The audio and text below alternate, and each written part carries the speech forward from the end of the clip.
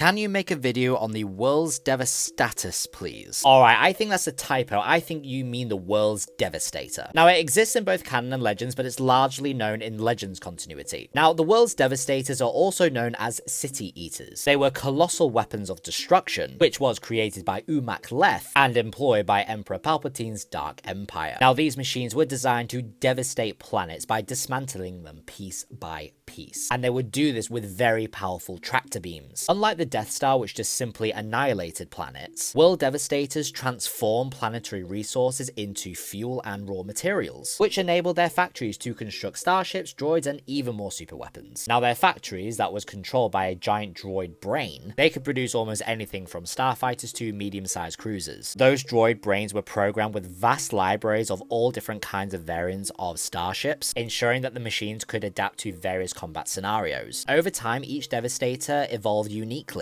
As part of the harvested resources were used to enhance the structure, making no two fully operational Devastators alike. They were also equipped with near impenetrable shields. Most Devastators were highly resistant to conventional weapons. However, smaller models had exposed shield generators, which naturally made them vulnerable to things like starfighters. They were also developed in secret at the Maw installation alongside other super weapons like the Sun Crusher, but you would see the first Devastator in the year 10 ABY. They were made to target New Republic worlds. Their most infamous campaign occurred during the Battle of Mon Calamari. The machines were led by the massive Silencer 7. These assaults destroyed the floating cities and shipyards, which again, in turn, as you know, it would fuel the Devastator's factories. Admiral Akbar would then lead a fleet to repel the attack, but the Republic forces initially failed to halt the Devastator's advances. Even a Star Destroyer was consumed by one of these machines. But Luke Skywalker, who had infiltrated the Empire as part of a larger plan, he exploited his position to deactivate the machines. However, their factories continued to produce fighters and wave walkers. They still managed to keep the Republic forces under pressure. But Luke, with the help of R2-D2, they introduced a virus into the Devastator's systems, which actually caused them to attack each other. This countermeasure ultimately led to the destruction of the fleet and saved Mon Calamari. Following the defeat, the New Republic managed to capture at least one operational Devastator. However, public opposition did lead to its dismantling. Now, that was all Legends. In canon, it did exist as well, but it was more known as an ore crawler. But some people did refer to this as a world Devastator. They were massive mining guild machines, and they were deployed to Lothal to harvest raw materials for the Empire. These crawlers, they operated by strip mining the planet's surface, and they would supply resources to the Imperial Armory Complex and other factories producing weapons and equipment. But one notable ore crawler, designated 41324, this was stationed at Lothal's southern hemisphere. Its immense repulsor lift legs allows it to traverse the terrain, extracting and processing materials directly from the ground. This very destructive process earned the machines the very ominous nickname from the locals. They would watch their land consumed by this relentless machine that they decide to nickname a world Devastator. But the crew of the Ghost, they hijacked 41324 during the Imperial reign, and they would use its communications array to contact Alliance High Command and naturally further their resistance efforts. So all I have on the world Devastator.